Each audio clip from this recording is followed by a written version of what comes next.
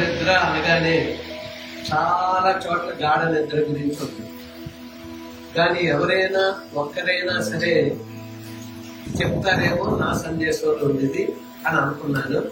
కానీ ఒక్కరు చెప్పాను. దివ్య నువ్వు చెప్పమ్మా. లేచి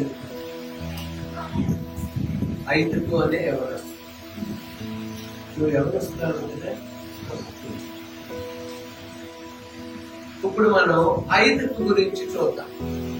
అపోస్తలుల కార్యం 20వ అధ్యాయం 7 నుంచి 12 వచనాలు ఎవరైనా తీసి చదవండి. 5కు గురించి అపోస్తలుల కార్యం 20వ అధ్యాయం 7 నుంచి 12 వచనాలు. ఆదివారమున మేము రొట్టె విరుచుటకు కూడినప్పుడు పౌలు మరునాడు వెళ్ళనయుండి వారితో ప్రసంగించుచు అర్ధరాత్రి వరకు విస్తరించి మాట్లాడుచుండెను. మేము కూడి ఉన్న మేడగదిలో అనేక దీపములుండెను. అప్పుడు 5కు అను ఒక యవనస్తుడు కిటికీలో కూర్చుండి గాఢ నిద్రపోయి పౌలు చాలాసేపు ప్రసంగించుచుండగా నిద్రాభారము వలన జోగి 3వ అంతస్తు నుండి క్రింద పడి చనిపోయిన వాడే ఎత్తబడెను. అంతటా పౌలు క్రిందికి వెళ్లి అతని మీద పడి కౌగిలించుకొని, మీరు తొందరపడుకుడి, అతని ప్రాణం అతనిలో ఉన్నదని వారితో చెప్పెను. అతడు మరలా పైకి వచ్చి రొట్టె విరిచి పుచ్చుకొని తెల్లవారు వరకు విస్తారంగా సంభాషించి బయలుదేరెను. వారు బ్రతికిన ఆ చిన్నవాణిని తీసుకొని వచ్చినప్పుడు వారికి విశేషమైన ఆదరణ కలిగెను. అంతేనమ్మా, చాలు. 7 నుంచి 12 వచనాలలో ఇప్పుడు మనం చదువుకున్న చోట పౌలు గారు బోధ చేస్తూ ఉన్నారు. ఏం చేస్తున్నారండి? పౌలు గారు బోధ చేస్తూ ఉన్నారు. యవనస్తుడు ఎక్కడ కూర్చున్నాడు?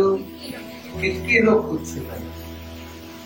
కిటికీలో కూర్చుని గాఢ నిద్రపోయి జోగి కింద పడి చనిపోయి లేచి. అయితే పౌలు గారి కిందకెళ్ళి స్పీడ్ గా ప్రార్థన చేసి, ఏం పర్వాలేదులేండి యవనస్తుడికి అని చెప్పి మళ్ళా బోధ కంటిన్యూ చేశారు. ఆయన బోధ అయిపోయిన తర్వాత కింద పడి చనిపోయి తిరిగి లేచినటువంటి 5ను తీసుకుని వచ్చారు. అప్పుడు అక్కడ కూర్చున్న జనమంతా కూడా ఆదరింపబడ్డారు. ఎందుకు ఈ మాట నేను తీసుకున్నాను? గాఢ నిద్ర గురించి. గాఢ నిద్ర గురించి బోధలో గాఢ నిద్ర. దేవుని ప్రేమ గురించి వింటున్నారు, దేవుని క్షమాగుణం గురించి వింటూ ఉన్నారు, దేవుని యొక్క జాలి గురించి వింటూ ఉన్నారు. అనేక అంశాలు వింటూ ఉన్నాం ఆయన రాకడికి. కానీ ఎలా ఉన్నామంటే మనం గాఢ నిద్రలో. బోధ వింటూనే నిద్రలు, బోధ వింటూనే మనసు ఎక్కడికో. చాలా జాగ్రత్తగా ఉండాలి. ఏ మాట చేత నీవు మండింపబడతావో ఆ మాట నీ దగ్గరికి రాకుండా నీకు నిద్రమత్తుని కలిగిస్తాయి, లేకపోతే కునికిపాటుని ఇస్తాయి. అన్ని వింటావు, కానీ ఏ మాట నిన్ను మండిస్తాదో ఆ మాట వినకుండా సాధారణ చేస్తావు. అందుకే కదా ప్రభువా నీ మాట వినకుండా చేస్తున్నటువంటి దృష్టిని ఆటంకాలను దూరపరచుకుని మనం ప్రార్థిస్తాం. వాడు ఆటంకపరుస్తూనే ఉంటాడు. నీవే మాట వల్ల ఉద్యోగపడతావో ఆ మాట నీ దగ్గరికి రానివ్వు. నిద్రమత్తు ఎంతవరకు వెళ్ళిపోయిందంట?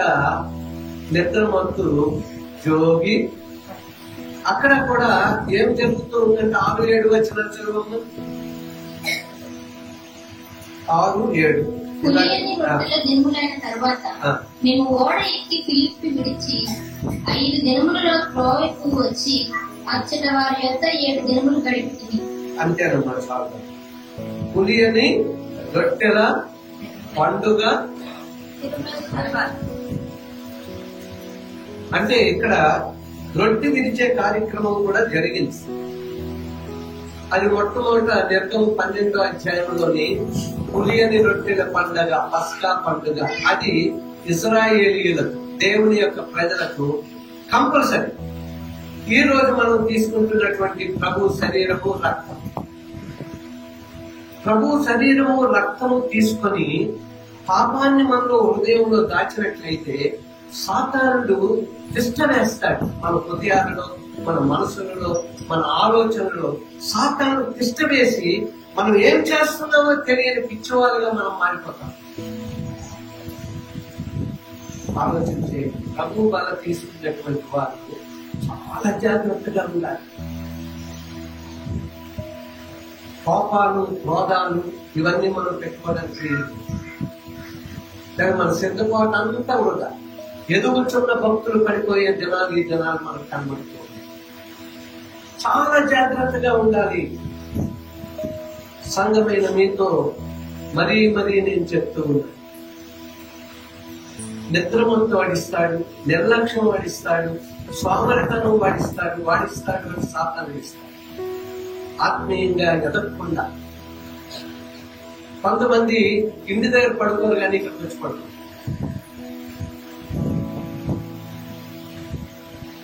నిద్ర మాత్ర అంటే ఆ రాత్రి బాగా చేసి తుమ్ములు వస్తున్నాయి. నా తుమ్ములకి అసలే నా చెవులు వినపడం అంటే ఇంకా పచ్చిగా అయింది. ఆ కనెక్షన్ ఉంటుంది తుమ్ములు. ఆ మన్నాడు అదేదో టాబ్లెట్ వేసుకున్నాం. మన్నాడు నిద్ర వస్తూ ఉంది. అప్పుడు నేను అనుకున్నాను, పాపం చాలా మంది మాస్క్ వేసుకున్నా, నాకు ఇంకా బాగుపోయింది, ఇలాగే నిద్ర. మరి నాకు ప్రసంగం కనుక నేను నిద్ర. కానీ మీ బాధలు నాకు తెలుసు. కానీ ఎలర్ట్ గా ఉన్నాం దేవుడి కొరకు, దేవుడి వాక్యం కొరకు. నువ్వు కళ్ళు కడుక్కొని వచ్చావు, దేవుడు దాన్ని చూస్తాడు. నా మాటలు వినడానికి కష్టపడి మగ్గు కడుక్కొని వచ్చి కూర్చున్నాడు. లేక నా మాటలు వినడానికి నిద్ర వస్తున్నా మేల్కొని నించొని అటు ఇటు తిరిగి మళ్ళా కూర్చొని నా మాటలు వింటూ ఉన్నారు. అటువంటి శ్రద్ధ కలిగిన వారిని దేవుడు ఆడుతున్నారు. దేవుడు ఆకు తోడుగా ఉంది. సో ప్రియమైనటువంటి వాళ్ళ ఇక్కడ మనం చూస్తూ ఉన్నప్పుడు ఇంకా మనం 7 నుంచి 12 వచనాలు చదువుకున్నాం కదా. ఇప్పుడు ఎవరు తీయొద్దు. 22 నుంచి 30 వచనాలు అంటే మరునాడు కొన్ని హెచ్చరికలు చేశాడు పౌలు ఆ సంఘానికి కొన్ని హెచ్చరికలు 22 నుంచి 30 వచనాల వరకు హెచ్చరికలు చేశాడు. రాత్రంతా బోధించాడు. ఇప్పుడు మనం అక్కడ హెచ్చరికలు చేస్తూ నన్ను మీరు చూడరు అని ఒక మాట అన్నాడు. మళ్ళా తిరిగి నన్ను మీరు చూడరు అన్నప్పుడు అందరికీ బాధ వేసింది. నన్ను మీరిక చూడరు, జాగ్రత్త, క్రూరమైన తోడేలు మీ మధ్యకి వస్తుంది. మిమ్మల్ని పట్టుకొని లాక్కోలేరు కూడా, ఆత్మీయ స్థితిలో లాక్కోలేరు కూడా, ఏదో ఒక అంశం మీద మనల్ని తిరిగి తీసుకునేది కూడా. క్రూరమైన తోడేలు. చాలా జాగ్రత్తగా ఉండాలి. అందుకే అంటున్నాడు, ఆఖరి వరకు నీవు కాపాడుకోవాలి నీ విశ్వాసాన్ని. ఆఖరి వరకు 5 నిమిషాలు ముందు వరకు నువ్వు జీవించి 5 నిమిషాలు నీ విశ్వాసాన్ని కోల్పోయావనుకో నరకమైంది. చాలా జాగ్రత్తగా ఉండాలి. లాజరు తర్వాత లాజరు చివరి వరకు విశ్వాసాన్ని కాపాడు. బాధలో, కష్టాల్లో, రోగములో, పురుగులతో బాధపడుతూ సహించరాని బాధ, ఆహారం లేని బాధ, పురుగుల బాధ, ఎన్ని బాధలు వహిస్తూ లాజరు నమ్మకముగా చివరి వరకు అబ్రహాము రొమ్మున ఆడు. ఈ ధనవంతుడు అంటాడు, మళ్ళా లాజరు నీవు పంపు అంటే మిషనరీగా నీవు లాజరును పంపు. అప్పుడు అబ్రహాము అంటున్నాడు, అందరూ కూడా ఇంకా బోధ చేస్తున్న వారు, మిషనరీస్, పాస్టర్లు, సువార్థికులు అందరూ కూడా భూలోకంలో ఉన్నారు. వాళ్ళు సువార్త చేస్తూనే ఉన్నారు. అంచేది ఇక్కడి నుంచి ఎవరు వెళ్ళడానికి వీలు లేదు. సో ప్రియమైనటువంటి వాళ్ళారా, ఆత్మలో మనము నింపబడాలి, ప్రేమ నిరీక్షణ గలవారిగా ఉండాలి. చివరి దినాల్లో ఆత్మలో మనం నింపబడినప్పుడే ఆత్మ దేవుని ప్రేమను మన హృదయాల్లో పంపిస్తుంది. ఆత్మ లేకపోతే ప్రయోజనం లేదు. ప్రేమ లేనట్టు. ఆత్మ లేకపోతే ప్రేమ లేనట్టు. రోజు మనం రకరకాలుగా తయారైపోతాము లోకరీత్యా. ఎంత ప్రేమలో మనం జీవించాలనుకున్నామో అంత వ్యర్థంగా లోకంలోకి వెళ్ళిపోతాం. మన నోరు వ్యర్థమైనవి పలుకుతూ ఉంటాయి. దేవుడు చూస్తూ ఉంటాడండి. దేవుడు నా కుమార్తెనా, నా కుమారుడేనా పాల్పడిపోతూ ఉంటాడంట. ఎందుకంటే సాతాను బహు జాగ్రత్తగా తీసుకుని వెళ్ళిపోతాడు. కొంతమంది చూసినప్పుడంట, వీరండి వీరింత బతికిపోలేదు కదా, ఎలాగ వీరు తప్పిపోయారు. అందుకే భక్తి పనులు భక్తి లేదని కాదు. మొదటి వారు కడపటి వారు, కడపటి వారు మొదటి వారు. మొదటి నుంచి భక్తిలో ఉన్నటువంటి వారు చివరిలో తప్పిపోతారని జాగ్రత్తగా ఉంటారు. ప్రతి ఒక్కరూ కూడా జాగ్రత్తగా మనల్ని మనం పరిశీలన చేసుకోవాలి. సో ప్రియమైనటువంటి వాళ్ళారా, అక్కడ ఒక మాట ఉంది, మేడ గదిలో ఎన్నో దీపాలు ఉన్నాయి. మేడ గదిలో ఎన్నో దీపాలు. ఆ మాట చదవగలరా? 7-12 అలా చూసి కూడి ఉన్న మేడ గదిలో అనేక దీపములు. చూడండి, మేము కూడి ఉన్న మేడ గదిలో అనేక దీపాలు. కానీ నేనేం చెప్తాను తెలుసా, అన్ని దీపాలే కాదు కానీ ప్రకాశమానమైన ప్రభువే అక్కడ ఉన్నాడు. చప్పట్లు దేవుడిగా. ఇన్ని లైట్లు ఉన్నాయని కాదు, ప్రకాశమానమైనటువంటి లోకానికి వెలుగైనటువంటి ప్రభు అయినటువంటి క్రీస్తు వారు మన మధ్యలో ఉన్నప్పుడు అన్ని దీపాల కన్నా మించినటువంటి మరి ప్రభుని యొక్క మహిమ, మనుషులను వెలిగించే మహిమ, మనుషుల్లో ఉన్న చీకటిని దూరపరిచే మహిమ అక్కడ ఉంది. అందుకే ఆ వాక్యం వింటూ, నేను ఇంకా మీ మధ్యలో ఉండను, తోడేలు మీ మధ్యకు వస్తాయి, ఎందుకంటే ప్రభు రాకడ ఉంటుంది, నేను మీ దగ్గరకు రాలేకపోతున్నాను, నేను ఎక్కడైనా శిరచ్ఛేదనం చేయబడిపోతానేమో, కానీ మీరు జాగ్రత్తగా ఉండాలి అని పౌలు బోధ చేసినప్పుడు వారు కన్నీరు విడిచారు. ఆ మాట చెప్పగానే కన్నీరు విడిచారు. సో ప్రియమైనటువంటి వారులారా, అందరూ కన్నీళ్లు విడిచినట్లుగా మనం చూస్తూ ఉన్నాం. ప్రార్థన అక్కడ జరుగుతుంది. విరిగి నలిగిన హృదయం కలిగినటువంటి వారుగా ఆ రూమ్ అంతా కూడా ప్రజలు వేదనతో నింపబడి ఉన్నారు. ఇంకా ఇంకా వాక్యం బాగా వ్యక్తపడుతూ ఉంది. వాక్యం అనేక మంది హృదయాలలోనికి దూసుకొని పోతూ ఉంది. ఆత్మల కొరకైనటువంటి వేదన భారం పౌలు మరి చెప్తూ ఉన్నప్పుడు వారందరిలో ఆత్మల కొరకైనటువంటి వేదన, ఆత్మల కొరకైనటువంటి భారము వారిలో ఇన్పుట్ అవుతుంది. అంతరంగంగా మరి పౌలు చెప్తున్న మాటలు వారి హృదయాలలో దూరుతూ ఉన్నాయి. ఆయనకు నిద్రపోయి కులుపు పట్టులు పడుతూ ఎక్కడ కూర్చున్నాడమ్మా? యవనస్తులే అని అనుకోవద్దు, యవనస్తులే కూర్చోరు. చాలా చోట్ల మనం వెళ్ళినప్పుడు పెద్దవాళ్ళు కూర్చుంటారు, ముసలి వాళ్ళు కూర్చుంటారు. ఎక్కడ కూర్చున్నాడు? కిటికీలో కూర్చున్నాడు. అర్ధరాత్రి వేళ కిటికీలోంచి పడిపోయాడంటే ఇలాంటి ఊసలు లేవు. కిటికీలు ఉన్నాయి కానీ ఊసలు లేవు, తలుపులు తెరిచున్నాయి. చక్కగా కూర్చున్నాడు, కులుకుపాట్లు పడుతూ ఉన్నాడు. అందరూ భారభరితమైన హృదయంతో ఉంటే వీడికి భారం లేదు, ఎందుకంటే కులుకుపాట్లు పడుతూ ఉన్నాడు. గాఢ నిద్ర వెళ్ళిపోతూ ఉన్నాడు. యోనా నిద్రలాగా, నోవా నిద్రలాగా, అబ్రహాం నిద్రలాగా, అలాగే అనేక మంది నిద్రలాగా మనోడు కూడా నిద్రపోతుంది. ఓకే, ఇప్పుడు మనం చూస్తాం, వీడు తొట్టిపాటు పడుతూ ఉన్నాడు. అంటే ఇలా కళ్ళు తెరుస్తున్నాడు, కళ్ళు మూస్తున్నాడు. ఒకసారి పౌరుని చూస్తున్నాడు, అందరినీ చూస్తున్నాడు, వీధిలో చూస్తున్నాడు, కొనుపాటు పడుతూ ఉన్నాడు.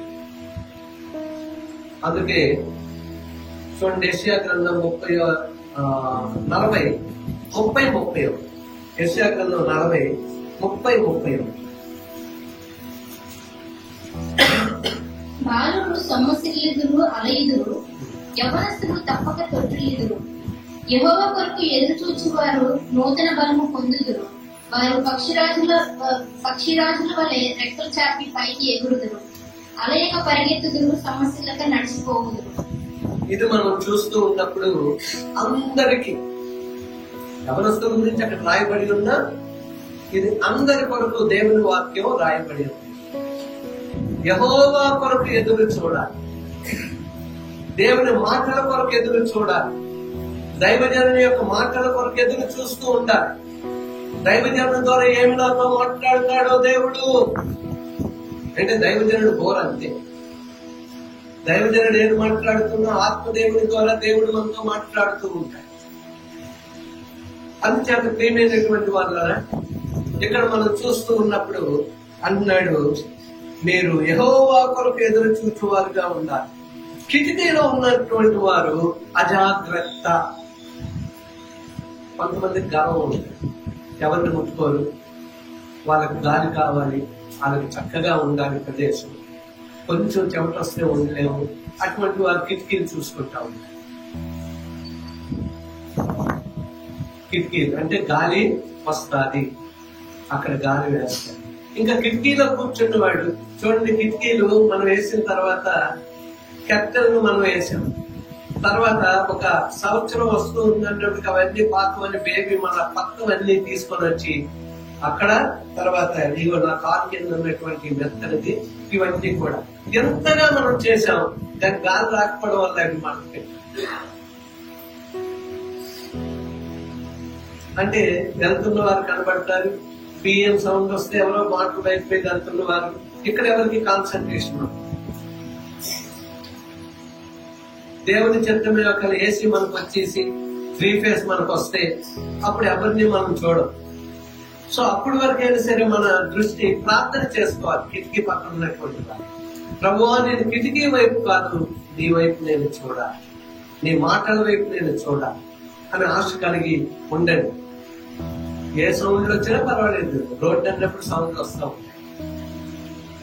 సో ప్రియమైనటువంటి వాళ్ళరా, ఈ యొక్క యవనస్తుడు తొట్టిపాటు పడుతూ ఉన్నాడు, అజాగ్రత్తగా కూర్చున్నాడు, కిటికీలో కూర్చున్నాడు. గర్వం అనేది తనలో కనబడుతూ ఉంది. ఒకవేళేమో అక్కడ అనేక రకాల ప్రజలు కూర్చున్నారు కనుక మరి ఈ యొక్క వ్యక్తి వాళ్ళ దగ్గర కూర్చోకూడదు అనుకున్నాడేమో. అనేకులు కూర్చున్నారు కానీ కిటికీని చక్కగా ఎన్నుకొని ఆవిడ కూర్చున్నాడు. అదే తన పతనానికి, తన నాశనానికి దారి తీసింది. పతనం, నాశనం తనలోకి వచ్చేసింది. పడిపోయాడు, చనిపోయాడు. గాని పోస్తుడైనటువంటి పౌలు బోధిస్తూ ఉన్నాడు కనుక దేవుని నామము ఎక్కడ అపకీర్తి కాకూడదు గనక పౌలు వెళ్ళడం, ఆ యొక్క ఐదు గురించి ప్రార్థన చేయడం, రావడం. ఈయన ప్రసంగం ముగించిన తర్వాత అప్పుడు మళ్ళా ఆ యొక్క వ్యక్తిని అందరూ తీసుకుని వచ్చినప్పుడు అందరూ ఆదరింపబడ్డారు. దేవుడు తన కార్యం చేశాడు. చనిపోయాడు, తన అజాగ్రత్త నాశనంకి వెళ్ళాడు. కానీ పౌలు వెళ్ళి ప్రార్థన చేసి మళ్ళా ఆ యొక్క వ్యక్తి వచ్చినప్పుడు అందరూ ఆదరింపబడ్డారు. ఆ వ్యక్తి చాలా గొప్పవాడై ఉంటాడు.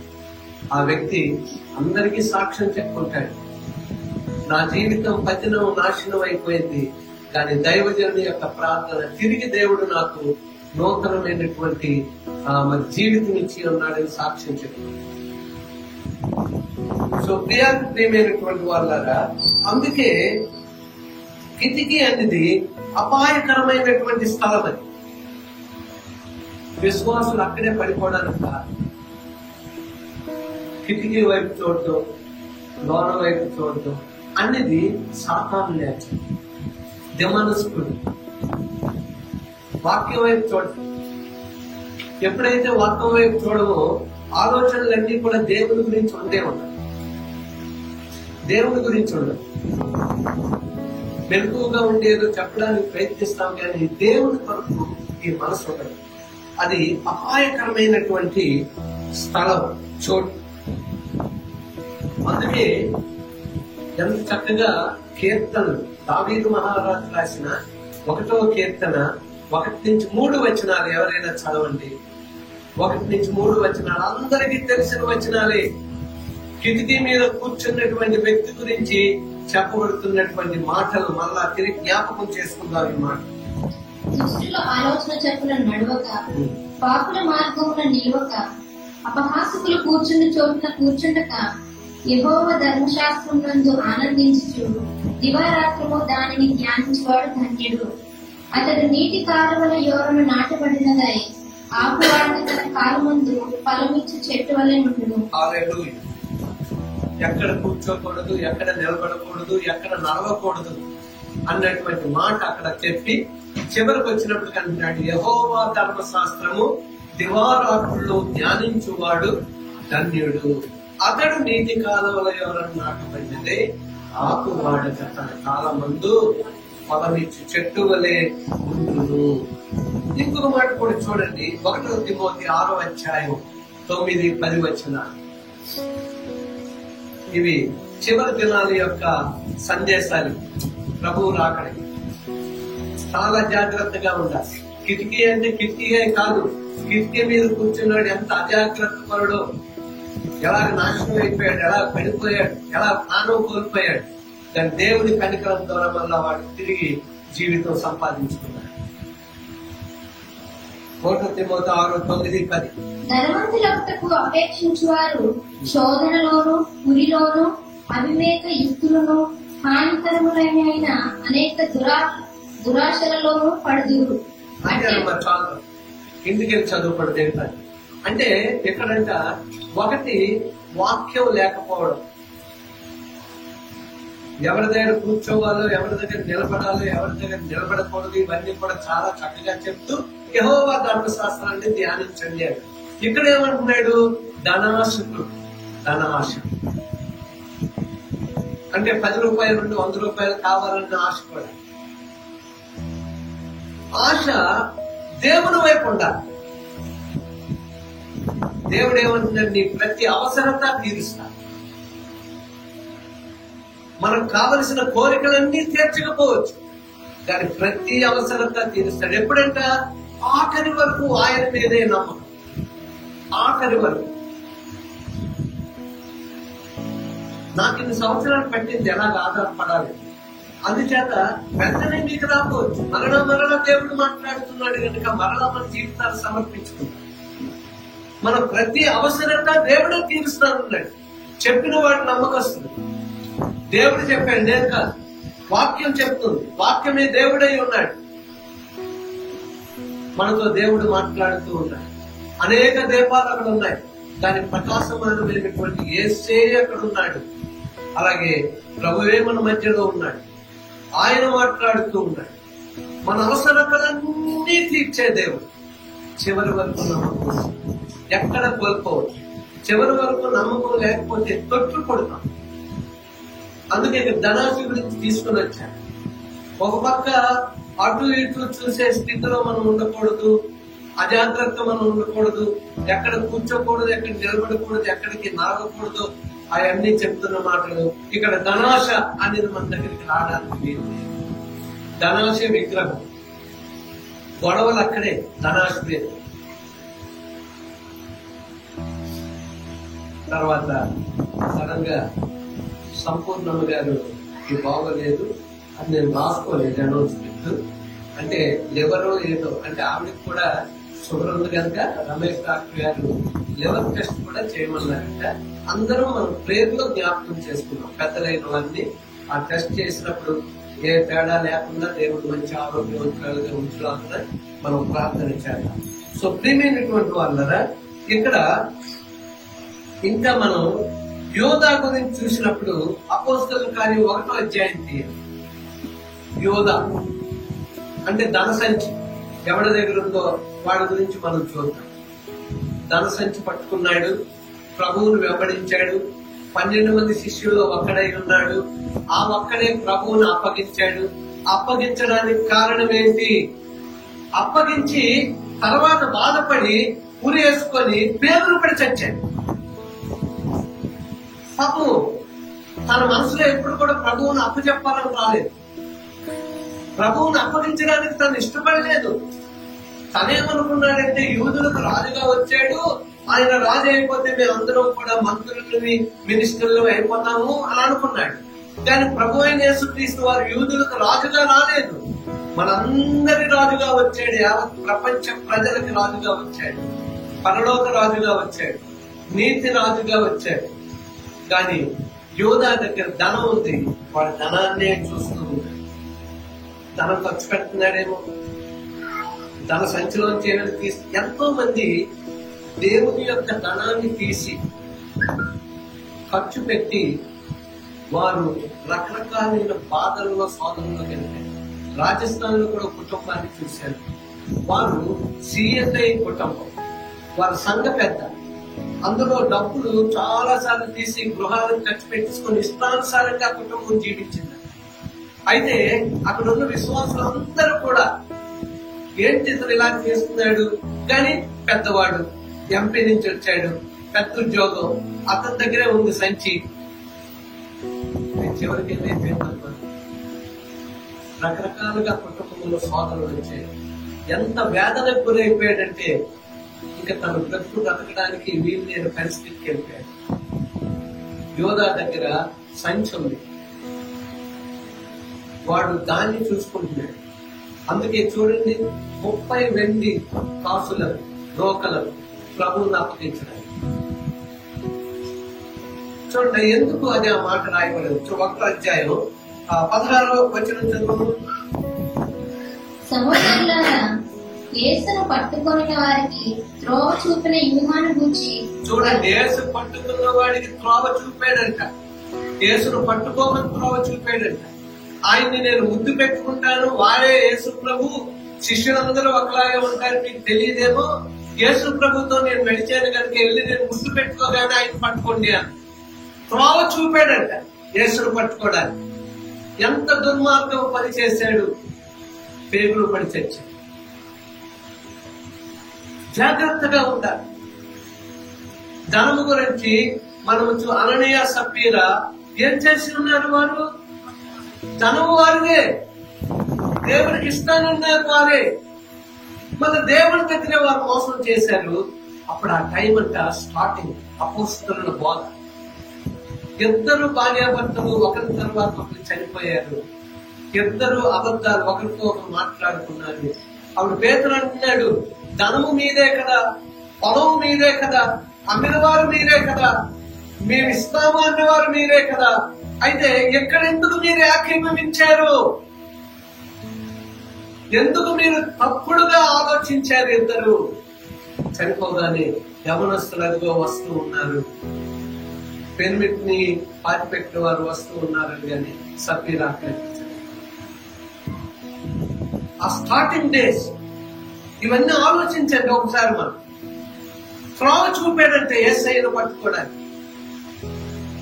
ఇంకా 20వ వచనం చదువు. అతని ఇల్లు పాడైపోవును గాక, దానిలో ఎవరునూ కాపురం ఉండకపోవును గాక. చూడండి ఎంత ఘోరమైన పరిస్థితి. ఇల్లు పాడైపోవునుగా, ఇంకా దానిలో ఎవరునూ కాపురం ఉండకపోవును గాక. ఎందుకంటే ఇంట్లో ఎవరిని చచ్చిపోయాడు అనుకోండి, ఆ ఇంట్లో దిగడానికి మనకి కష్టం. తక్కువ రెంట్ ఇస్తానన్నా అవసరం లేదు, అమ్ముదామన్నా ఎవరికి అవసరం లేదు. తెగించుకున్న క్రైస్తవులు మన భయం లేదు. 25వ వచనం కూడా చదువు. తన చోటికి పోవుటకు యూదా తప్పిపోయి పోగొట్టుకున్న ఈ పరిచర్యలోను అపోస్తలత్వములోను పాల్పొందుటకు వీరిద్దరిలో నీవు ఏర్పరచుకునే అంటే యోధా గురించి ఇక్కడ నేను చదివించాను. యోధా ఆశీర్వాదం పోగొట్టుకున్నాడు. యోధా స్థానంలో మత్తీయ మరి ఏర్పాటు చేయబడ్డాడు. చూడండి, ఈ మాటలు ఇలా నేను చెప్తూ ఉన్నప్పుడు జాగ్రత్తగా మీరు గ్రహించండి. చివరి దినాల్లో మనం ఉన్నాం. చివరి వరకు జాగ్రత్తగా మనం కాపాడుకుంటూ మన విశ్వాసాన్ని చివరిని మనం పోగొట్టుకోవడానికి వీలు లేదు. ప్రభువే గొప్పవాడు, మనం కాదు గొప్పవాడు. నేను గొప్పవాడిని అనుకున్నవాడే మార్గం తప్పిపోయాడు. యోధ గొప్పవాడు అనుకున్నాడు. యోధులకు రాజు నువ్వు రాజు చేస్తానని వద్దన్నావు అని ప్రభువునే ఇంకొక రీతిగా చూపి చివరికి మార్గం చూపించాడు ప్రభువుని పట్టుకోవడానికి. అప్పుడు వాడి ఇల్లు పరిస్థితి ఎలాగైపోయింది. చాలా మంది తప్పిపోతూ ఉంటారు, స్నేహితుల ద్వారా తప్పిపోతూ ఉంటారు. ఈ మధ్య కాలంలో పాస్టర్ గారు కూడా సినిమాలకు వెళ్ళిపోతున్నారు. అంటే అర్థమైంది, ఇంట్లోనే టీవీ సినిమాకి వెళ్తే పట్టుబడతాం. సో అలాగే స్త్రీలందరూ పాస్టర్ గారు అవ్వచ్చు, విశ్వాసం అవ్వచ్చు, అందరూ కూడా 3 గంటల సినిమా చూడరు కానీ సంవత్సరం సినిమా చూస్తారు. అంటే అర్థం ఏంటి? సీరియస్. అదే సినిమా సాగదీసి 5 నిమిషాలు ఇస్తాడు, 10 నిమిషాలు అడ్వర్టైజ్మెంట్. అప్పుడు గౌకుని వెళ్ళి కోపుని తాలింపు పెట్టేసి మళ్ళా వచ్చి కూర్చొని, అంటే అడ్వర్టైజ్మెంట్ ఎంత వస్తుందో ఆ టైమింగ్ మరి వాళ్ళకి ఎలా తెలుస్తాడో తెలియదు. కానీ అప్పటి వరకు సూయిపోయి అంటే మర్చిపోయారు అని అనుకుంటాం. కరెక్ట్ గా అడ్వర్టైజ్మెంట్ అయిపోగానే అక్కడికి వచ్చి కూర్చొని. అంటే ఒకసారి మనం ఆలోచన చేస్తే మన బుర్ర లోకానికి ఎంత జాగ్రత్తగా ఇస్తుందో ఒకసారి ఆలోచన.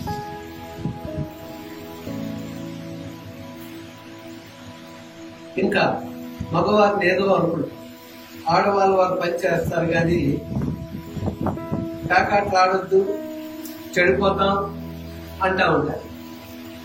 మరి వీళ్ళు ఏ ఆటలు ఆడుతూ ఉన్నారు, వీళ్ళు ఆటలు కట్టి పెడితే మగవాళ్ళు ప్యాకాట్లు కట్టారు.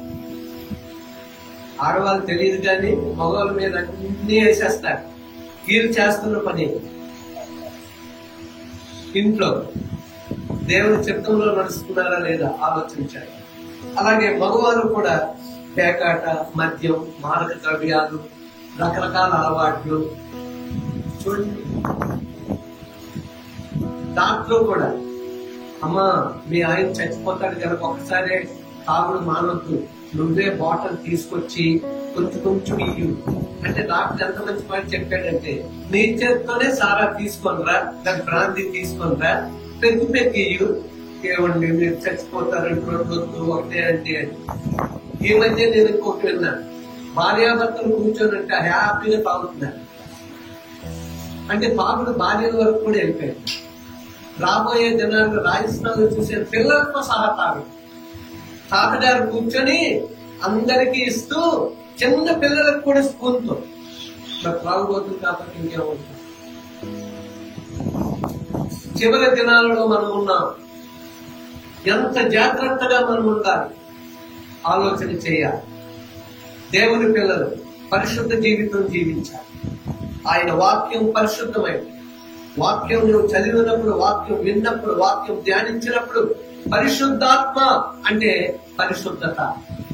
అప్పుడు పరిశుద్ధాత్మ నీలోనికి వస్తాడు, నువ్వు పరిశుద్ధుడుగా. పాపతాపాలు నీలో ఉండవు. పరిశుద్ధాత్మ నీలో ఉన్నప్పుడు, పాపతాపాలు నీలో ఉన్నప్పుడు పరిశుద్ధత ఎక్కడి నుంచి వస్తుంది? ఆలోచన చేసి చాలా జాగ్రత్తగా ఈ యొక్క చివరి దినాల్లో మనం జీవించాలి.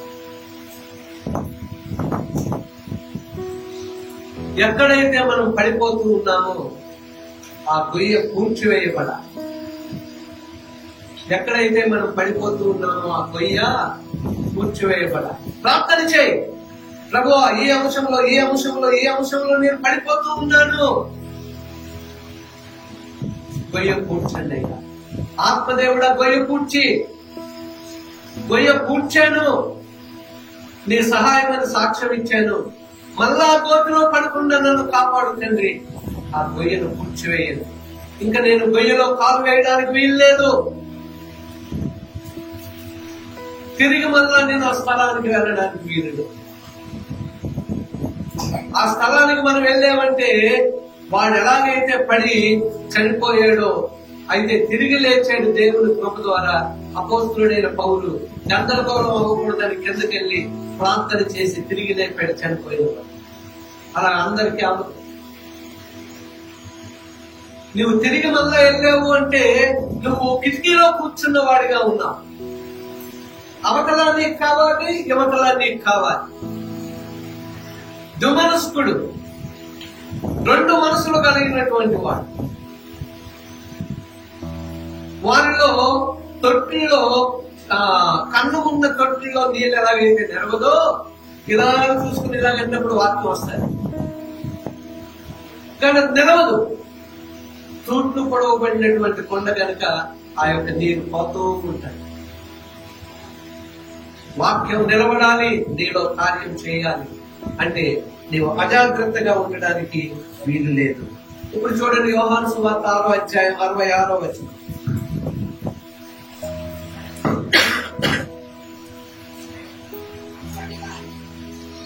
అప్పటి నుండి ఆయన శిష్యులలో అనేకులు వెనుక తీసి మరి ఎన్నడూ ఆయనను వెంబడింపలేదు. 67 చదువు. కాబట్టి యేసు, మీరు కూడా వెళ్లిపోవాలని ఉన్నారా అని 12 మందిని అడగగా, సీమోను పేతురు, ప్రభువా, ఎవరి యొద్దకు వెళ్ళుదుము? నీవే నిత్య జీవపు మాటలు గలవాడవు, నీవే దేవుని పరిశుద్ధుడు అని మేము విశ్వసించి ఎరిగి ఉన్నామని ఆయనతో చెప్పారు. 70 మంది శిష్యులు, అంటే ఇంకా ఎక్కువ మంది శిష్యులు, 70 మంది. అయితే ప్రభువు ఎప్పుడైతే బోధ కొంచెం కఠినమైందో వారు వెనక్కి తిరిగి 666 జాగ్రత్తగా సాతానుడు అక్కడ పట్టాడు. వారు వెళ్ళిపోయి మళ్ళీ తిరిగి ఎప్పుడు రాలేదు. అప్పుడు ప్రభువు మిగిలిన 12 మందిని అంటున్నాడు, మీరు వెళ్ళిపోతారా అంటే, మేమెక్కడికి వెళ్తాం? నువ్వు పరిశుద్ధుడైన దేవుడు కుమారుడవు, మేమెక్కడికి వెళ్తాం? నిన్ను వెంబడించాము, నీతోనే ఉంటాము, నీ కొరకే పడుతున్నాం, నీ కొరకే చేస్తాం. ఒక తీర్మానం వారు చేసుకున్నారు. నీ తీర్మానం ఏంటి? ఆలోచన చేసి నీ తీర్మానం ఏంటి? చివరి దినాలలో మనం ఉన్నాం. చాలా జాగ్రత్తగా మనము దేవుని యొక్క వాక్యము కొరకు బ్రతకాలి.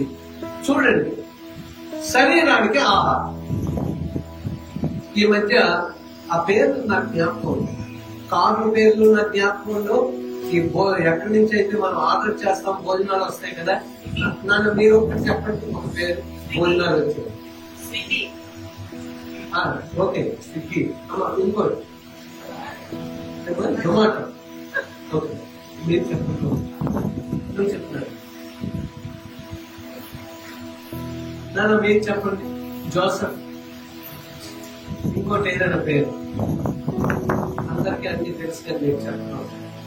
ఓకే, అంటే ఆర్డర్ చేయగానే ఆహారం వచ్చేస్తుంది. వారానికి ఒక్కరోజు అంటే నైట్ డ్యూటీ చేసి ఉదయాన్ని పడుకొని మధ్యాహ్నం వేసి అలాగా శనివారం ఎప్పుడు వీళ్ళకి సెలవు కదా, ఆర్డర్ చేసేద్దాం మమ్మీ అంటే, అవునరా బాబు 6 రోజులు బాగా అలసిపోయావు, ఆర్డర్ చేసి మాకు కూడా చేసి అందరూ అంటే మరి మేము కూడా ఆర్డర్ చేయవలసిన పని. సాలిడ్, ఒకసారి సాలిడ్ గా తెప్పించారంట. తింటా ఉంటే ఇంకేదో వాసన వస్తుందంట. అంటే వారం రోజులది వాళ్ళు చక్కగా ఫ్రై చేసి, వీరు వారం రోజులు కూడా బాగా అలసిపోయి ఉన్నారు, మీరు పట్టుకోరా అని చెప్పి వారం రోజులు కులిపోయింది పంపించారు.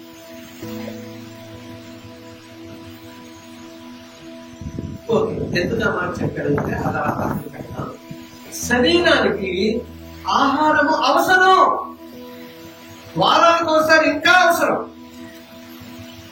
మీరు రోజు వాక్యం చదువుతున్నారు, వాక్యం ధ్యానం చేస్తున్నారు, రోజు టీవీలో వాక్యం వింటూ ఉన్నాం, ఇవన్నీ బాగున్నాయి. వారానికి ఒకరోజు మళ్ళా చర్చకు వస్తున్నారు. ఎందుకు? దేవుని మందిరం, దేవుడు నాకు ఇచ్చినటువంటి సహవాసం, అక్కడికి వెళ్ళి కూడా నేను ఎక్కువ వెళ్తాను అని వస్తుంది. కనుక శరీరానికి కావలసిన ఆహారానికి ఇచ్చినటువంటి ఆ యొక్క మనసు అనుకోవచ్చు, లేకపోతే ఆ దీక్ష అనుకోవచ్చు. కానీ ఆత్మకి ఇచ్చే ఆహారం కొరకు లేదు. శరీరం కొరకు మీరు ఎలాగైతే ఆలోచిస్తారో ఆత్మ కొరకు కూడా మీరు అలాగే ఆలోచించాలి. ఆత్మకి ఆత్మీయ ఆహారం కావాలి, శరీరానికి శరీర ఆహారం కావాలి. ఈ శరీరాన్ని పోషించడానికి ఈ యొక్క నాలుకని బాగా చక్కని రుచులతో మరి ఆస్వాదించడానికి మనం ఎంతో ఆలోచిస్తూ ఉన్నాం, కానీ ఆత్మ కొరకు ఆలోచిస్తూ ఉన్నాం. అందరూ పౌలు చెప్తున్న మాటలు వింటూ ఉన్నారు, కన్నీళ్లు కారుస్తూ ఉన్నారు, ఓ చాలా ఆత్మీయంగా ఎదుగుతూ ఉన్నారు. పౌలు వల్ల రేపు వెళ్ళిపోతూ ఉన్నారు, ఇటువంటి వాక్యం దొరకదు అని వింటూ ఉన్నారు. అయితే మాత్రం అజాగ్రత్తగా లోపం కావాలంట, గాలి కావాలంటే, వాక్యం కావాలంట, ఇంకేదో ఇంకేదో ఇంకేదో రకరకాల ఆలోచనలు కిటికీలో కూర్చొని చివరికి మునిగ పాటలతో గాఢ నిద్రలోనికి వెళ్లి జోగి అని మాట రాయడం. సో ప్రియమైనటువంటి వాళ్ళ అందుకే ప్రభు మత్తయి 4:4 అంటూ ఉన్నాడు, అంటే చదవద్దు, అందరికీ తెలిసిన మాటే, సాతానుతో రాళ్ళను ఆహారంగా చేసుకోవటం లేదు, దేవుని నోట నుంచి వచ్చు మాట వలన నేను ప్రభువు దేవుని నోట నుంచి వచ్చు మాట వలన జీవిస్తాను అన్నప్పుడు ఆయన పిల్లలమైన మనము, ఆయన మనల్ని సంపాదించి ఉన్నాడు. మనం ఎంత ఆశ కలిగి ఉండాలా దేవుని వాక్యం కొరకు ఆలోచన చేద్దాం. ఒక దినం బైబిల్ దొరకదు, బోధించేవారు దొరకరు, స్వేచ్ఛ మనకుండదు. అటువంటి దినాలు బహు తొందరలో రాబోతూ ఉన్నాయి. ప్రపంచంలో జరుగుతున్నది చూస్తున్నారు కదా. ఆఫ్రికా గురించి మనం ప్రార్థించాలి. ఎంతమంది చనిపోతూ ఉన్నారు, ఇళ్లలో గురించి చంపేస్తున్నారు, వారు కాబోలు ప్రజలనే వారు చంపేస్తూ ఉన్నారు, ఒకరి మీద ఒకరు పెట్టుకుంటూ ఉన్నారు. తీవ్రవాదులు వారు. రాబోయే దినాల్లో తీవ్రవాదులతో చేతులు కలిపే దేశాలు ఉంటాయి. మిగతా దేశాలు ఆటలాడటానికి తీవ్రవాదులతో కలుస్తాయి. అప్పుడు మనమంట నీతి అనేది మనం ఈ లోకంలో చూడవచ్చు, మంచి అనేది ఈ లోకంలో చూడవచ్చు. పవిత్ర యుద్ధం మనుషులు చంపడమా, అందులో చేరడానికి ఎక్కడున్నారు? కేరళలో ఉన్నారంట.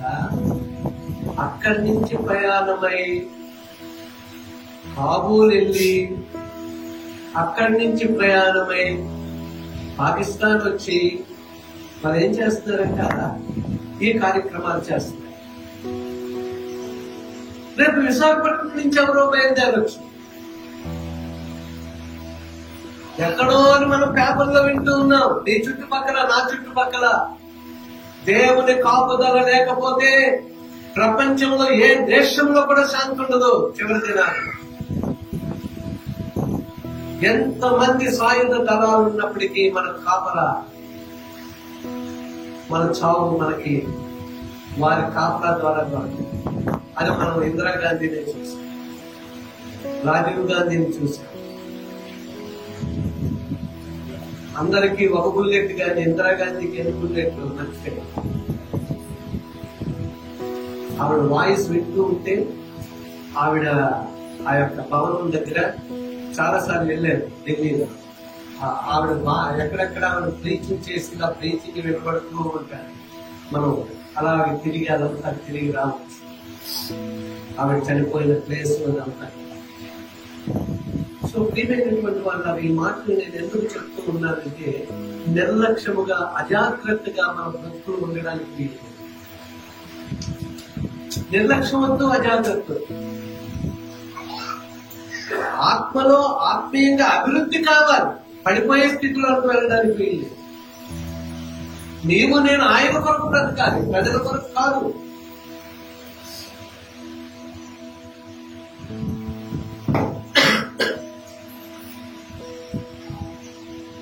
ప్రియమైనటువంటి వాళ్ళ. అందుకే ఒకటి ఎప్పుడు నేను జ్ఞాపకం చేస్తాను, చర్చికి రావడం మానవద్దు. చర్చికి రండి, మన సమస్యలు దూరపరుచుకుందాం.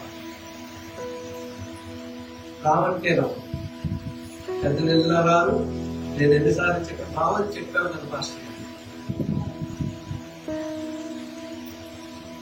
అలాగే ఉంటుంది. ఎన్ని కష్టాలు వచ్చినా, ఎన్ని నష్టాలు వచ్చినా, ఇది దైవ సన్నిధి, దేవుడు వర్తించిన కుటుంబం. కుటుంబంలో లేకుండా ఎవరికి ఏది ఇవ్వబడదు, ఏది చేయబడదు. మీ సమస్యలు వింటాను కుటుంబంలో రావాలి కదా, కుటుంబానికి చెప్పాలి కదా, పెద్దలు ఉన్నారు, నేనున్నాను. మన పెద్దలు మంచివారు, ఒక చక్కని సెల్ఫ్ ప్లేయర్స్ నడిపిస్తూ ఉన్నారు, జ్ఞానవంతులు. వారందరూ కూడా పాస్టర్ గానే అవసరం లేదు. మీ సెల్కి మీకున్న లీడర్స్ చాలు కౌన్సిలింగ్ ఇవ్వడానికి,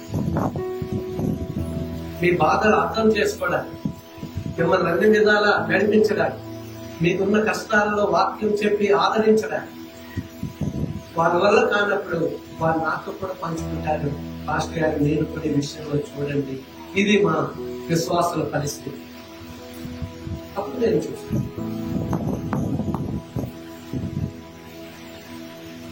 ఇది ఎప్పుడు మర్చిపోకూడదు. అజాగ్రత్త అనేది మనం పొందకూడదు. అప్పటి వరకు ఎంతో ఆత్మలో గొప్ప గొప్పగా మనం జీవిస్తాం.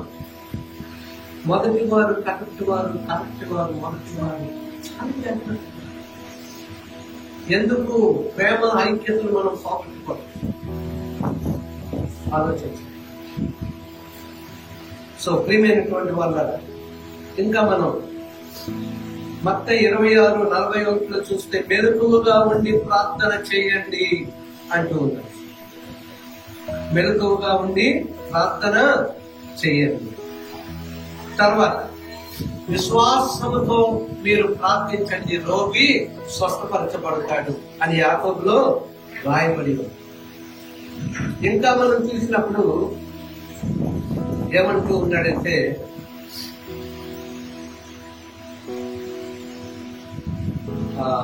ఇర్మియా 33:3 అన్నాడు, మర్మము అంటూ ఉన్నాడు. ఇర్మియా 33:3 ప్రార్థన చేయండి.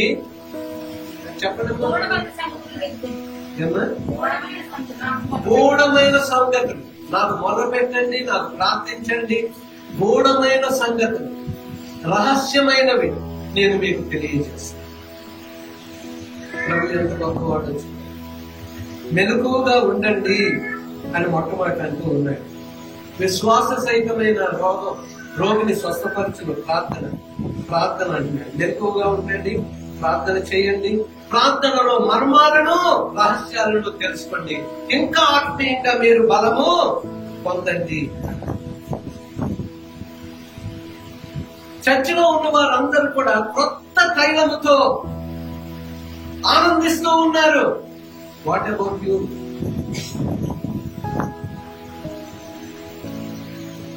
కొంతమంది నాకు ఈ సమస్య నుండి సంఘంలో ఎలా ఆరాధన చేయగలిగింది. సంఘం అంటే పెద్ద కుటుంబం. నా కన్నులు చూసి ఎంత మంచివారు పాస్టర్ గారని నేను అనుకోవచ్చు. నా హృదయం వ్యాసదారంతో, నా కన్నులు మీకు వేరేగా కనబడచ్చు, కానీ నా హృదయం ఎలా ఉంటుందమ్మా? వ్యాసదారణతో ఉంటుంది. అందుకు కన్నులను చూసి నా హృదయాన్ని చాలా మంచిది అని మీరు అనుకోవడానికి వీల్లేదు. అలాగే మనం చాలా జాగ్రత్తగా, మనందరము కూడా అందరం పరిపూర్ణం కాదు, పరిపూర్ణతలోనికి వెళ్తూ ఉన్నాం. ఆరాధన దేనికి, వాక్యం దేనికి, ప్రార్థన దేనికి? మనలో ఉన్న లోటుపాట్లు తీర్చుకోవడానికి. పవిత్రులే ఆరాధన చేయాలి అనేది ఏమి లేదు. అలా అయితే మీరు బాప్టిస్ట్ లోతుల సంఘాలకు వెళ్ళి ఇక్కడ పరిశుద్ధత లేదు కనుక పాటలు ఆరాధన వచ్చి వెళ్ళిపోండి అంటే అన్ని చర్చలు తాళాలు వేసుకోలేదు. రేపు ఇక్కడ పరిశుద్ధత లేదు అంటే మన చర్చకి తాళం వేసుకొని మనందరం వేసుకోండి. పరిశుద్ధతలోనికి వెళ్తూ ఉన్నాం. వాక్యం వింటూ కరెక్ట్ చేసుకుంటూ సరి చేసుకుంటూ ఒక అడుగు ముందుకు వేసి వెళ్తూ ఉంటాం. ఇప్పుడు నేను పరిపూర్ణ కాదు, కృప ఉంది కనుక నేను ఇక్కడ నిలబడ్డాను, మీతో మాట్లాడటాను. దేవుడు ఇచ్చాడు ఆ కృప అంతే. మనందరం మనుషులమే. అతను దేవుడై ఉండి కూడా ఎంతో విధేయతతో ఎంతగా తగ్గించుకున్నాడు యేసయ్య. మనకేదో తగ్గింపు, మనకెందుకు ఆ రోషం? యవనస్తులు కూడా నేను చెప్తున్నా, స్త్రీలకు, పురుషులకు, భార్య భర్తలకు, తల్లిదండ్రులకు, అందరికీ ఈ మాటలు. చివరి దినాలలో మీ భక్తిని కాపాడుకోండి, ఇంటి దగ్గర కూడా భక్తిని కాపాడుకోండి, ఆత్మతో నింపబడండి, పరిశుద్ధులుగా ఉండండి. ఎక్కడ పరిశుద్ధత ఉంటుందో అక్కడ దైవ దర్శనం ఉంటుంది. ఆయన ప్రత్యక్షత, ఆయన స్వరం వింటావు, కల్లో ఆయన్ని చూడగలుగుతావు, దర్శనంలో ఆయన్ని చూడగలుగుతావు. రాబోయే సంగతులు నీకు దేవుడు తెలియజేస్తాడు. చాలా జాగ్రత్తగా దేవుని భక్తిలో ఎదగడానికి ప్రయత్నం చేయాలి. సంసోను చూడండి. సంసోను దేవుడు ఎందుకు ఆ సంసోన్ని ఏర్పాటు చేసుకున్నాడో సంసోను మర్చిపోయి ఏం చేయబడింది? అందత్వం. దేవుడిచ్చినటువంటి పని చెయ్యలేదు కనుక అంధుడైపోయాడు. శక్తిమంతుడైనటువంటి శాంసన్ అంధుడైపోయాడు. దావీదు దేవుని హృదయానుసారం తను కూడా ఒకరోజు ప్రార్థించవలసిన వేళలో వీధిలో చూస్తున్నాడు. 5 క్లాస్ కిటికీలో 5 కూర్చున్నాడు. అతనేమో ఏం చేస్తున్నాడంట, ఆ మీదకెళ్ళి చుట్టూ తిరుగుతూ పాపము చేశాడు, ఒకరిని చంపించాడు, ఒక కుటుంబాన్ని పాడు చేశాడు.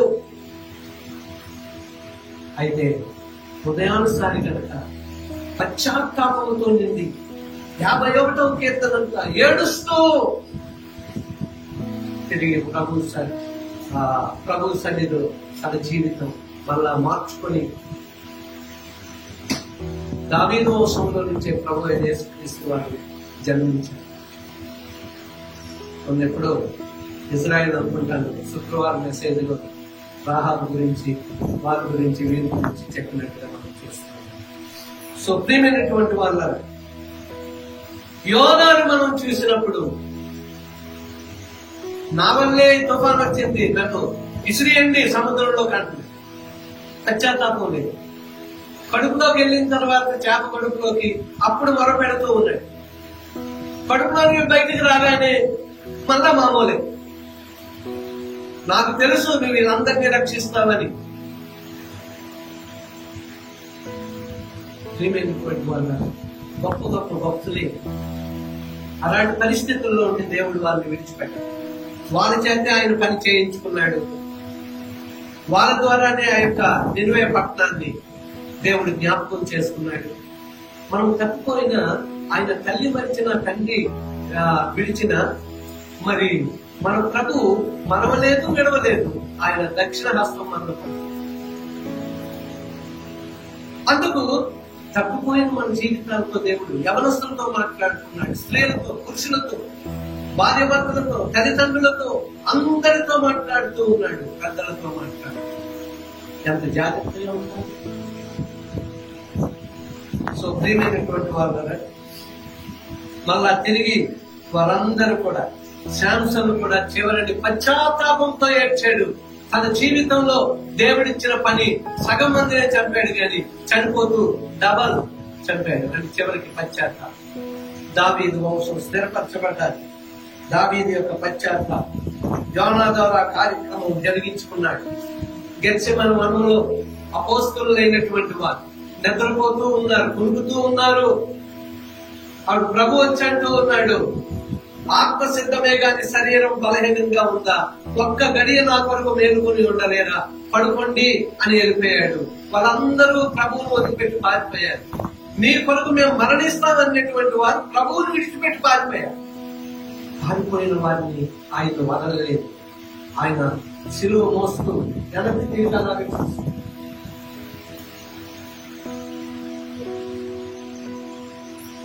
చూడగానే పేతురు మారిపోయాడు. తర్వాత అపోస్తలుడికి మళ్ళా 40 దినాలు ఎన్నోసార్లు దర్శనమిచ్చి కనపడ్డారు. వారందరూ బలపరచబడ్డారు. అపనమ్మకస్తుడైనటువంటి తోమ మన దేశానికి వచ్చాడు. ఇవన్నీ మనకు తెలిసినవి. ధ్యానిస్తున్నావా? దేవుని వాక్యాన్ని నిజంగా గ్రహిస్తున్నావా? ఆలోచన చేసుకుంది.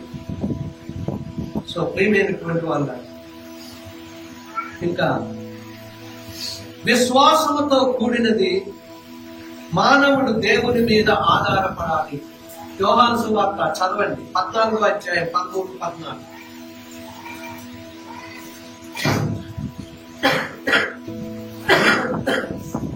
నా నామమున మీరు నన్నేమి అడిగినను నేను చేతును.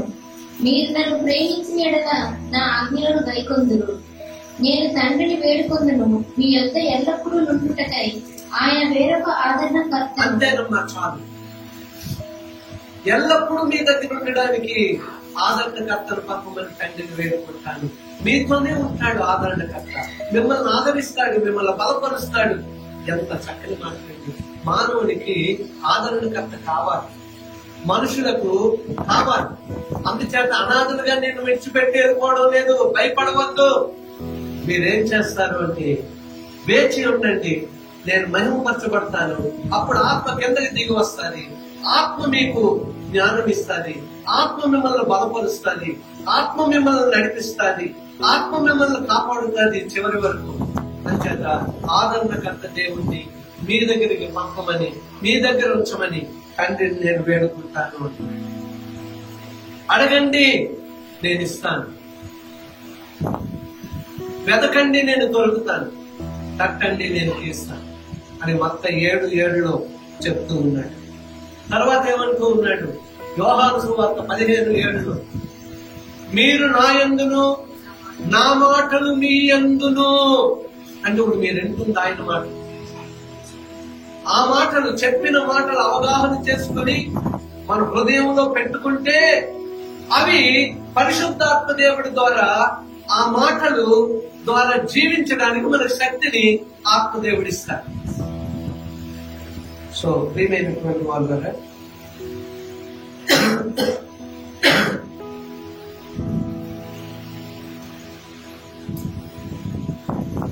చూడండి, మనమంట విశ్వాసాన్ని అందిపుచ్చుకోవాలి, ఇచ్చిపుచ్చుకోవాలి. చూడండి, ఈ విషయం మరి మీకు ఎలా నేను చెప్పాలో అది నేను ఆలోచిస్తూ ఉన్నాను.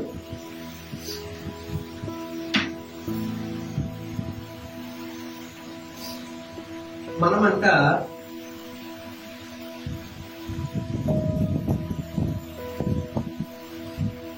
ప్రభువు దగ్గర నుంచి పొందుకుంటూ ఉండాలి. అంటే విశ్వాసాన్ని మనం ఏం చేయాలంటే విశ్వాసంలో కట్టయు దాన్ని కొనసాగించేవాడైన యేసు వైపు చూస్తూ ఉన్నాను. అంటే అర్థం ఏంటి?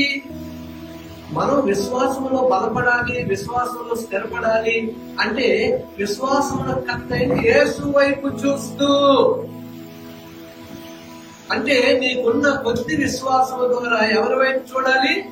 యేసు వైపు చూస్తూ యేసుకి నీ విశ్వాసాన్ని ఇవ్వాలి. అప్పుడు యేసయ్య ఏం చేస్తాడు? నువ్వు ఎంత విశ్వాసాన్ని ఇస్తే ఆయన ఎంత విశ్వాసాన్ని నీకు ఇస్తాడు. ఇవ్వు, పొందుకో. అందుకే ఏమన్నాడు? విశ్వాసమును కట్టి దాన్ని కొనసాగించువాడైన యేసు వైపు చూచుచూ నా పద్యములో నా ముందు నేను ఆయన పెట్టుకున్నాను. అందుకే నేను పరుగు తుదమట్టించగలుగుతూ ఉన్నాను, కొనసాగించగలుగుతూ ఉన్నాను.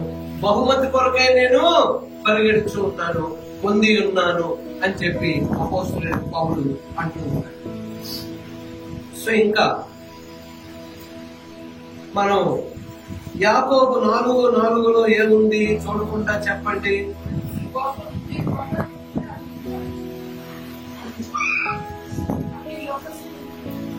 అంటే అది 2వ వచనంలో 4:4 అది ఈ లోకముతో స్నేహము దేవునితో వైరమని మీరు ఎరుగురా.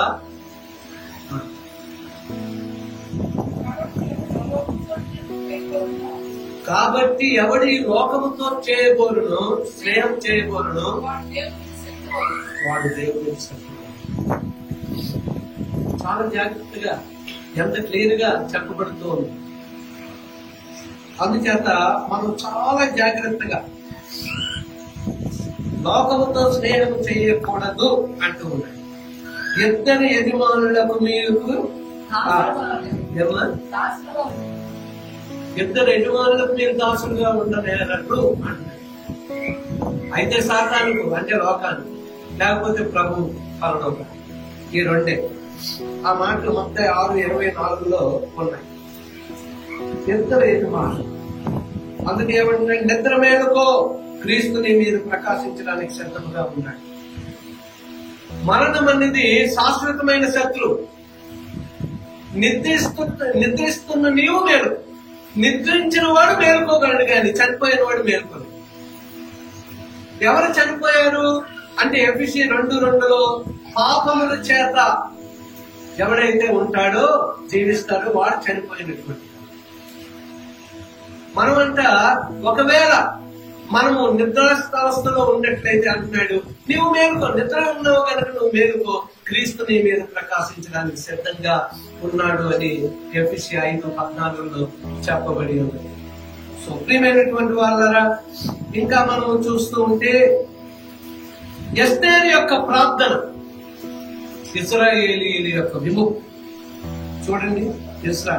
ఎస్తేరు యొక్క ప్రార్థన. ఇంకా మనం 29 సామెతలు 1 ఒక్కసారి చదవండి, తొందరగా చదవండి, ముగిద్దాం. ఎన్నిసార్లు గద్దించినను లోబడిన వాడు మరి తిరుగు లేకుండా హఠాత్తుగా నాశనం అగును. చూడండి, ఎన్నిసార్లు గద్దించినను లోబడిన వాడు ఏంటమ్మా, ఏం జరుగుతుందండి ఆయనకి? మరి తిరుగు లేకుండా హఠాత్తుగా నాశనం అగును. తిరుగు లేకుండా హఠాత్తుగా నాశనం. తిరుగు లేకుండా హఠాత్తుగా నాశనం. ఎన్నిసార్లు గద్దించిన లోబడిన వాడు. పెద్దవాళ్ళతో తగులుకి ఎవరొస్తుంది చాలా చెడ్డగొడవ. ఒక రోజు నాతో ఒక యవనస్తులు గొడవ పడుతూ ఉంటే అందులో శాంతిమూర్తిగా నచ్చింది. పాస్టర్ గారితో గొడవ దేనికి నీకు? ఆయన చెప్పింది నీకు అర్థం కాకపోతే ఊరుకోవాలి, గొడవ పడడానికి వీలు. అప్పుడు నేను సైలెంట్ గా ఉన్నాను, ఆయన మాట్లాడుతున్నాను కదా. పెద్దవాళ్ళని ఎందుకు తిరగబడ్డం, పెద్దవాళ్ళు సవాల్ చేయడం అంటే అంత అనుభవజ్ఞులు అయిపోయాము మనం. గమనిస్తుంది కూడా చాలా జాగ్రత్త. తల్లిదండ్రులు కూడా మీరు వారికి కోపము రేపకుడి. నేను ఒక సందేశం ఇంగ్లీష్ లో అనుకుంటాను, నేను ఆలోచిస్తూ ఉన్నాను. తల్లిదండ్రులు పిల్లలకు కోపం రేపితే ఎలా ఉంటుంది పరిస్థితి కుటుంబం. అందుకే అది క్లియర్ గా అక్కడ ఇస్తూ ఉన్నాడు, మీరు తల్లిదండ్రులకు విధేయులుగా లోబడి ఉండాలి. తల్లిదండ్రులారా మీ పిల్లల కోపము, ఈ రెండు ఎప్పుడైతే జరుగుతాయో కుటుంబం నాశనం. ఎంతవరకు కాపాడుకున్న మన సాక్ష్యం గోల్మాల్. చాలా జాగ్రత్త.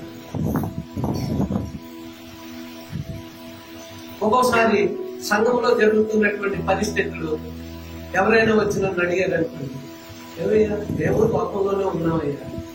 అవన్నీ సహజం. ఓసారి పడితే ఓసారి లెగుస్తాం అని చెప్తా ఉంటాం. మేము పరిశుద్ధులము అని నేను చెప్పను. సంఘ కుటుంబంగా రకరకాల కుటుంబాలు. ఒకరు ముందు ఆత్మీయంగా బలపడతారు, ఒకరు తర్వాత ఇంకొకరు ఇంకో తర్వాత. అందరూ కలిసికట్టుగా అందరూ ప్రభువు రాకట్టి ఎక్కబడాలని, రక్షణ లేని మన బంధువులు కూడా రక్షింపబడాలని మనం ఆ ప్రాసెస్ లో ఉన్నాం. పరిశుద్ధతకు నడుస్తూ ఉన్నాం. పరిశుద్ధులం కాదు మనం. ప్రభు అంటే నేను పరిశుద్ధుడు కనుక మీరు పరిశుద్ధులై ఉండండి. నేను పరిపూర్ణుడు గనుక మీరును పరిపూర్ణముగా ఉండండి అంటూ ఏమంటున్నాడు? మిమ్ములను నేను పరిశుద్ధపరిచి యెహోవాను. ఎప్పుడంట? వాక్యం చదువుతున్న కొద్ది మీలో పరిశుద్ధత ఎక్కువ ఉంటూ ఉంటది. వాక్యం చదువుతున్న కొద్ది వాక్యమైన వెలుగు మీలో ఉన్న చీకటిని దూరపరిచి మళ్ళా మిమ్మల్ని బలపరుస్తూ ఉంటాది. అది ఇప్పుడు మనం ప్రతి వారం వస్తున్నామంటే మనం పరిశుద్ధులైన మనం ఎందుకు రావాలి ఇక్కడికి? పరిశుద్ధతలోనికి మనం వెళ్తూ ఉన్నాం, పరిశుద్ధ దిశలోనికి మనం నడుస్తూ ఉన్నాం. సో ప్రేమైనటువంటి వాళ్ళు ఎన్నిసార్లు గద్దించిన దైవాత్మ మనల్ని గద్దిస్తూ ఉన్నప్పుడు, మన మనస్సాక్షి మనకి తెలియజేస్తూ ఉన్నప్పుడు వెంటనే, అందుకే ప్రభు ఒక మాట అన్నాడు, మీరు జ్ఞాపకం ఉంచుకోండి.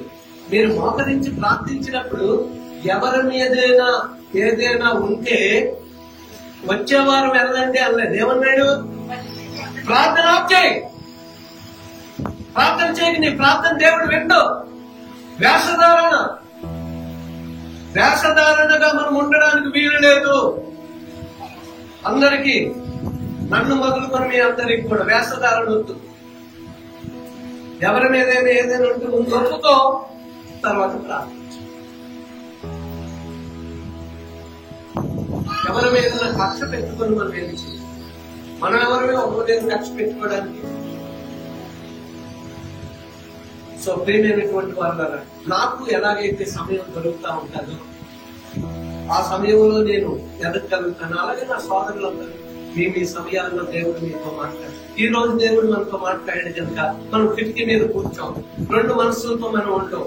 లోకము ఇది కూడా కావాలన్నట్టు ఒకటి మీరు జ్ఞాపకం ఉంచుకోండి, లోన ఎవరు ఉంటారంట? పరిశుద్ధుడు. బయట ఎవరు ఉంటారంట? కిందసారి కూడా నేను చెప్పాను, మరి మీకు చెప్పాను లేదు.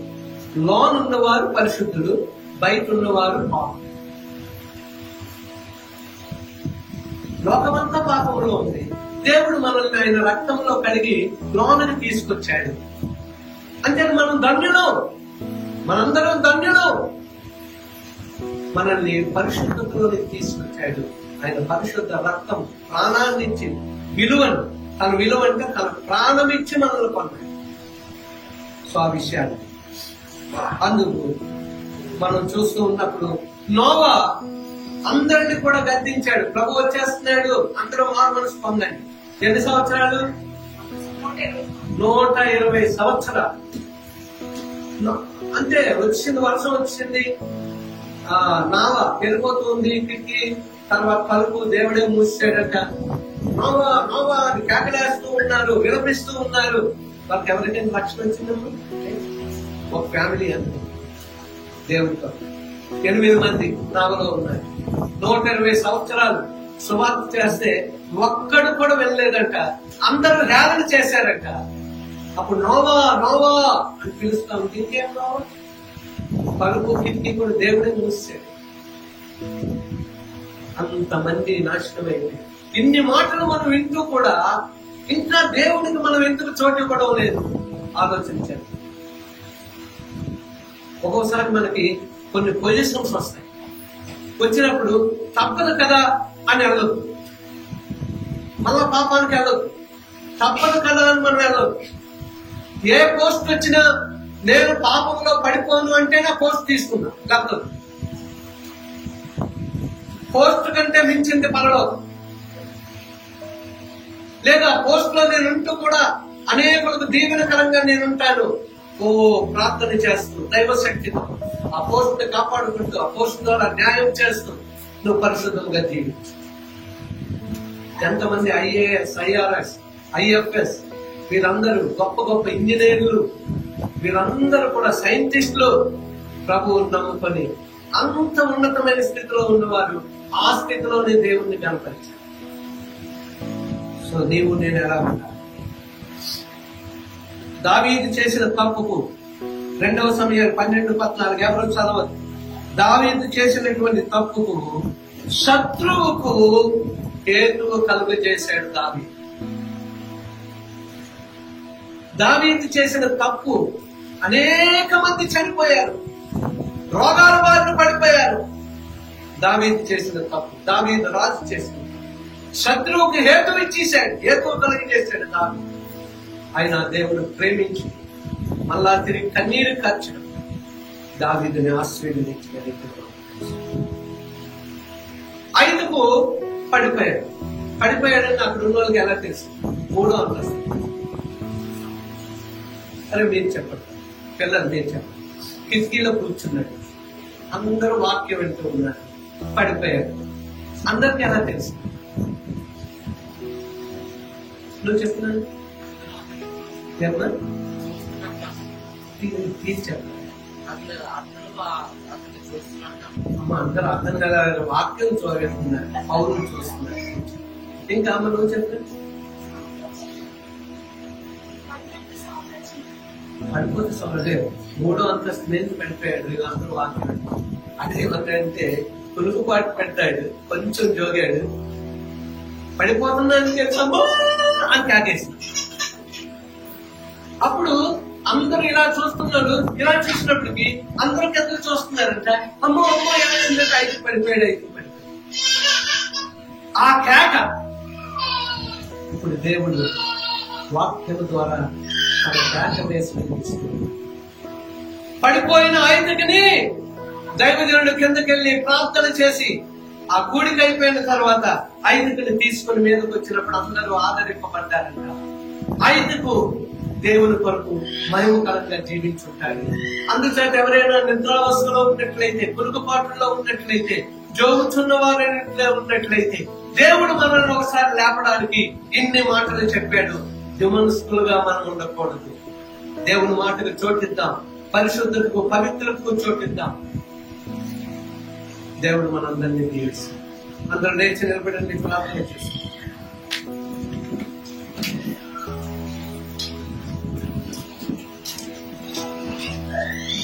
ఎవరు మట్టుకోవారు ప్రార్థన చేసుకుని తల్లి, ఎవరు మట్టుకోవారు. ప్రభు అనేక విషయాలు మనతో మాట్లాడే, మనం కిటికీలో కూర్చోకపోవచ్చు, కానీ వాక్యం విని దాని ప్రకారం జీవించకపోతే నీది కిటికీ బ్రతికే. లోకము కావాలి నీకు, పరిశుద్ధత కావాలి నీకు, సంఘము కావాలి నీకు. అది అంటున్నాడు, తగదు అంటూ ఉన్నాడు. మన అవసరతలన్నీ తీర్చే దేవుడు ఉన్నాడు. ధనాశతో దేవుడు అద్భుతం చేయడం లేదంటే కారణం ఏంటి? దేవుడు అద్భుతం చేయాలి అంటే ఏది కావాలంటే అది ఇస్తూ మన అవసరతలను తీర్చే దేవుడు ఒక్కోసారి మనల్ని టెస్ట్ చేస్తూ ఆ టెస్టింగ్ పీరియడ్ దేవుడు వాక్యంతో మనతో మాట్లాడు, వాక్యం ద్వారా దేవుడు మనతో మాట్లాడుతూ దేవుని సంగమం, యవనస్తులారా, స్త్రీలారా, పురుషులారా, భార్య భర్తలారా, తల్లిదండ్రులారా, పెద్దలారా, దేవుడు మనందరితో మాట్లాడి ఉన్నాడు. అందరము గ్రహించామని నేను నమ్ముతూ ఉన్నా. ఆయన రాకడ దినములో ఎంత తేటగా దేవుడు మాట్లాడుతున్నాడు, పరిశుద్ధాత్మ దేవుడు ఎంత తేటగా మాట్లాడుతూ ఉన్నాడు. ప్రార్థన చేసుకోండి, మిమ్మల్ని మీరు సమర్పించు. పరిశుద్ధుడు వేరు తండ్రి, నీ వాక్యం అందరిలో ఫలింప చేయండి.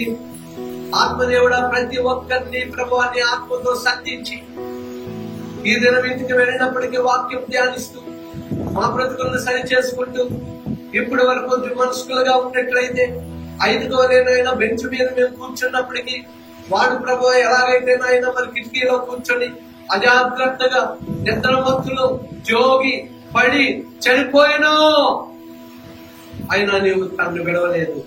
దైవజనుల ద్వారా తిరిగి నాయన నీవు జీవమిచ్చావు, అందరినీ ఆదరించావు. ఈ రోజు నీ వాక్కు ద్వారా మాత్రం నువ్వు మాట్లాడి అయ్యో అని ప్రభువా ఎప్పుడైతే యెషయా నా తండ్రి అన్నాడో తన యొక్క పెదవుల్ని నీవు నాయన పవిత్రపరిచావు. నా కొరకు నీవు ఇలా జీవించు అని మళ్ళా నాయన యెషయాని నీ కొరకు ఘనంగా వాడుకున్నావు. గొప్ప ప్రవక్త ఆయన. పాత నిబంధన, కొత్త నిబంధన ప్రవచనాలు ఇచ్చినటువంటి యెషయా గ్రంథము తను కూడా ఒప్పుకున్నాడు. అయ్యో అపవిత్రమైన పెదవులు గలవారు మధ్యలో ఉన్నటువంటి నా బ్రతుకు ఇది. నీవు తనని ప్రేమించి పెదవులను కాల్చి పరిశుద్ధపరిచి నీ కొరకు వాడుకున్నావు. ఇక్కడ నీ బిడ్డలమైన మేమున్నామయ్యా. సేవకుడుగా నన్ను, పెద్దలను, ఇదిగో కూడి ఉన్న జనాంగం అంతటినీ నీవు మాట్లాడే మా బ్రతుకులను సరిచేయి, మా బ్రతుకులను స్థిరపరచు. నీ కొరకు జీవించే కొరకు మీరు మాకు అనుగ్రహించు. లోకమంతా పాపముతో ఉంది, లోపలున్న మమ్మలను పరిశుద్ధులుగా ఉంచి మా మధ్యలో ఉన్నటువంటి వాడ నీకు వందనాలు. ఈ పరిశుద్ధతలోనే దినప్రతిదినము ఎదుగులాగున, పరిశుద్ధతను అనుగ్రహించు, వాక్యము ధ్యానించులాగున, పరిశుద్ధతను అనుగ్రహించు, పవిత్రాత్మ శక్తితో పరిపూర్ణమవులాగున నీ కృప మాకు అనుగ్రహించమని ప్రార్థిస్తాం. నీ సన్నిధి ప్రసన్నత ప్రతి కుటుంబంలో ఉంచండి. బలమైన నీకు అభిషేక ఆత్మతో ప్రతి బిడ్డ మీద కూడా నీ యొక్క ఆత్మను ఉంచండి. గొప్ప ప్రభువా, మార్పు నీవు నాలో మానవ తీసుకురావాలి. ప్రతి ఒక్కరిని నువ్వు సంధించావని, మాట్లాడావని, బలపరిచావని మేము నమ్ముతూ ఉన్నాం. మాలో నీ వాక్యం ఫలింపు చేసినందుకు వందనాలు ప్రభువా. బలహీనతలో ఉన్న ప్రతి ఒక్కరిని ముట్టిని స్వస్థత ఇవ్వండి. ఎంతమంది ఆర్థిక ఇబ్బందుల్లో బాధపడుతూ ఉన్నారో ఈ క్షణంలో నా తండ్రి వారి యొక్క ప్రతి విధమైన ఆర్థిక పరిస్థితుల యొక్క అవసరత తీర్చబడును గాక అని ప్రకటిస్తూ ఉన్నా. దుష్టుల చేత అటు ఇటు కొట్టుమిడుతున్న నా యొక్క ప్రజలందరినీ ఒక్కసారి జ్ఞాపకం చేసుకో. నీ గొప్ప విడుదలను నీ నామములో ప్రకటిస్తూ ఉన్నా. బయలుదేరి వెలుచుండగా నీ సన్నిధి మళ్ళా శుక్రవారం నీ యొక్క వాక్యం వినడానికి, అలాగే వారం అంతటిలో కూడా నాయన గృహ ప్రార్థనల ద్వారా, వాక్య ధ్యానం ద్వారా మా బ్రతుకులో నా తండ్రి నిత్యము ఆత్మీయంగా బలపరచబడలా నీ కృప అనుగ్రహించండి. మహిమ, ఘనత, ప్రభావం యేసయ్య వారి దివ్యనామమును పెట్టి వేడుకొంచు ప్రార్థిస్తున్నాము పరమ తండ్రి. యేసు రక్తమే చేయి, శిలువ రక్తమే చేయి. ప్రభు యేసు నామమునకు సంపూర్ణమైన విజయం కలుగునుగా. ఆమేన్. నా ప్రాణమా యెహోవాను సన్నుతించుము, నా అంతరంగమునందు సమస్తమైన పరిశుద్ధ నామమును సన్నుతించుము. నా ప్రాణమా యెహోవాను సన్నుతించుము, ఆయన చేసిన ఉపకారములలో దేనిని మరువకు. ఆమేన్.